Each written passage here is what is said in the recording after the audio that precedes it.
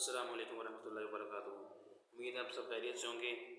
बेटा आज का जो आपका टॉपिक है वो सिस्टम एंड साइंस के हवाले से है। सिस्टम एंड साइंस सिस्टम पर हमने बड़ी डीपली स्टडी की हुई है। अब मैं सिर्फ साइंस की डेफिनेशन यहाँ लिख रहा हूँ, साइंस के हवाले से जो बात है।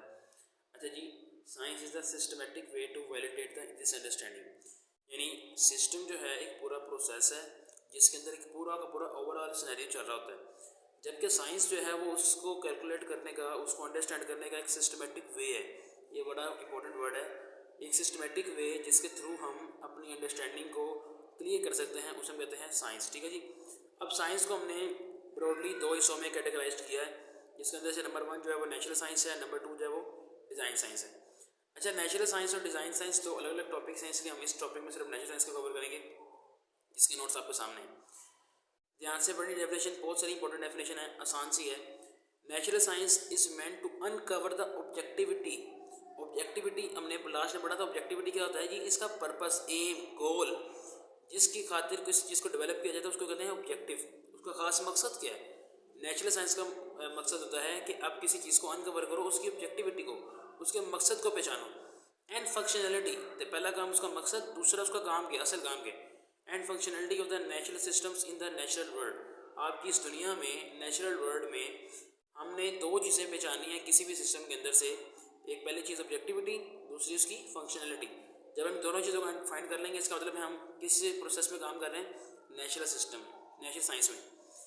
फिर दूसरी बात, it's nature is descriptive. Descriptive हमेशा उस चीज़ की नेचर होती है जिस चीज़ के अंदर हम कुछ अमेंडमेंट्स नहीं कर सकते, हम कुछ भी चेंजिंग नहीं कर सकते।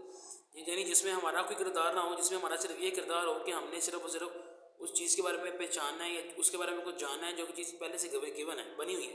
जिस तरह एक फ्लावर है, अब फ्लावर हमने बनाया नहीं है, अल्लाह ताला की तरफ से ये तख्लीक करता है, एक मखलूक है। जिस चीज़ को हम सिर्फ और सिर्फ क्या कर सकते हैं, उसकी डिस्क्रिप्शन लिख सकते हैं, हम उसके अंदर कुछ भी मैन्युफैक्चर नहीं कर सकते या कोई भी ऐसी चीज़ नहीं कर सकते जिसके ज़रिए से उसके अंदर हमारी कुछ इन्वॉल्वमेंट हो जाए। ठीक है जी। तीसरी बात है जी, अच्छा डिस्क्रिप्टिव का मतलब क्या बताता हूँ। इन नेचुरल साइंस, ये आपके यहाँ से लेकर ना यहाँ तक ये डिस्क्रिप्टिव का मानी बताएगा कि डिस्क्रिप्टिव का मीनिंग क्या है। Scientist seeks to understand and describe the natural phenomena. यानी साइंटिस्ट को इसमें करना क्या होता है, इनको बहुत ज़्यादा ज़रूरी है कि सिर्फ अंडरस्टैंड करना है एंड डिस्क्राइब करना है the natural phenomena of the natural thing. कोई भी चीज़ हो सकती है, उनको सिर्फ दो चीज़ें बतानी है, अंडरस्टैंड करना है पहले, फिर दूसरी बात उसको डिस्क्राइब करना, भाई इसके अंदर असल फिनोमेना, असल प्रोसेस, असल फंक्शनैलिटी किस चीज़ पर इंप्लीमेंट होगा, ये काम हो रहा है।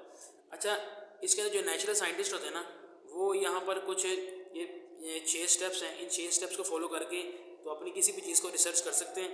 अगर आपके पास दुनिया की कोई भी चीज़ हो और आपने उसकी नेचुरल साइंस को डिस्कवर करना है या उसके अंदर जो प्रोसेस है या उसकी जो ऑब्जेक्टिविटी है उसको फाइंड करना है, तो ये 6 स्टेप्स को फॉलो करें, आप भी नेचुरल साइंटिस्ट बन सकते हैं। पहला जो आपका स्टेप है वो ऑब्जर्वेशन है, मुशाहिदा करना, चेक करना कि भाई क्या चीज़ है, क्या चीज़ नहीं है।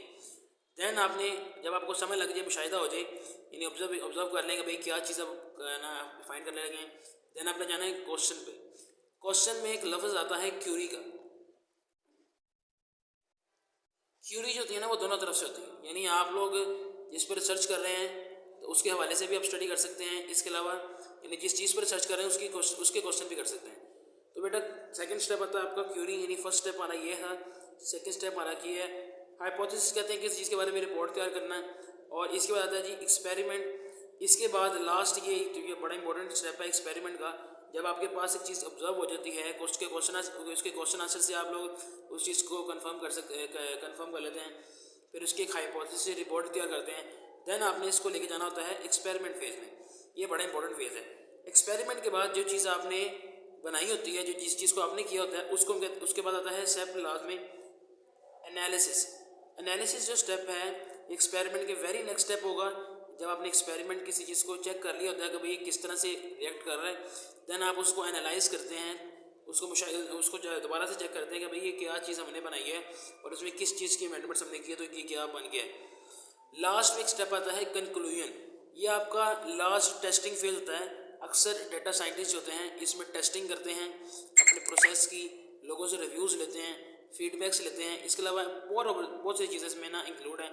बहरहाल ये हमारे 6 स्टेप्स हैं, इसमें सबसे पहला ऑब्जर्वेशन, देन आपका क्वेश्चन, हाइपोथेसिस, देन आपका experiment, the second last one is analysis and the last one is conclusion. ये 6 स्टेप्स अगर आप फॉलो करते हैं आप किसी भी चीज़ की नेचुरल साइंस को आसानी से पहचान सकते हैं। तो जाने से पहले आपको एक बात बताता चलूँ इस लेक्चर में कि जो नेचुरल साइंस है बेसिकली इसका एक अलग